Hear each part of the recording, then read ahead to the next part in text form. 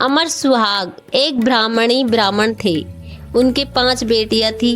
5 बेटियां विधि विधान महादेव पार्वती का पूजन करती थी। अमर सुहाग की कथा सुनती थी। पूजा के समय चारों बेटियां दीपक जलाती तो पूजा पूर्ण होने तक जलता रहता, परंतु 5वीं बेटी का दीपक कहानी सुनने से पहले ही बड़ा हो जाता।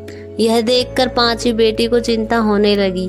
सभी बहनों का दीपक जलता है, मेरा दीपक बड़ा क्यों हो जाता है। एक दिन 5वीं बेटी ने घर आकर माँ को सारी बात बताई। तब माँ ने कहा, बेटा इसमें चिंता की कोई बात नहीं है, कल से तू दीपक में घी अधिक डालना। बेटी ऐसा करने लगी। कुछ समय पश्चात ब्राह्मणों ने 5वीं बेटी को विवाह कर दिया। चारों बेटियों के घर में अन्न धन के भंडार भरे थे, परंतु 5वीं बेटी की आर्थिक स्थिति थोड़ी कमजोर थी। उसका पति जंगल से लकड़ी काट कर लाकर घर चलाता था, परंतु 5वीं बेटी संतोष व बहुत समझदार थी, कभी किसी से शिकायत नहीं करती थी। विवाह के बाद भी महादेव पार्वती का पूजन करती थी। एक दिन उसका पति कम लकड़ियां लेकर आया तो उसने पूछा, क्या हुआ, आज लकड़ी कम लाए हो? तो पति ने कहा, आज मेरी तबीयत खराब है, मुझे बुखार है। दूसरे दिन लड़की पति से कहा, आज आपकी तबीयत ठीक नहीं है, आज मैं आपके साथ चलूंगी।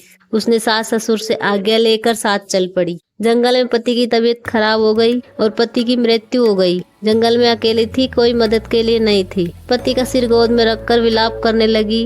रोते रोते श्री पार्वती को पुकारने लगी, हे महादेव, हे पार्वती, मैंने सदैव आपका ध्यान पूजन किया है, आपके सिवा मेरा कोई नहीं है। मैं घर जाकर अपने बूढ़े सास ससुर से क्या कहूँगी। लड़की का विलाप और सच्ची भक्ति देखकर माँ पार्वती ने कहा, हे प्राणनाथ, इस निर्जल जंगल में हमें कौन पुकार रहा है, हमें उसकी रक्षा करनी चाहिए। माँ पार्वती ने पूछा, लड़की क्या हुआ है, तुम रो क्यों रही हो? तब लड़की ने सारी बात बताई और महादेव जी पार्वती माता के चरण पकड़ लिए और विनती करने लगी।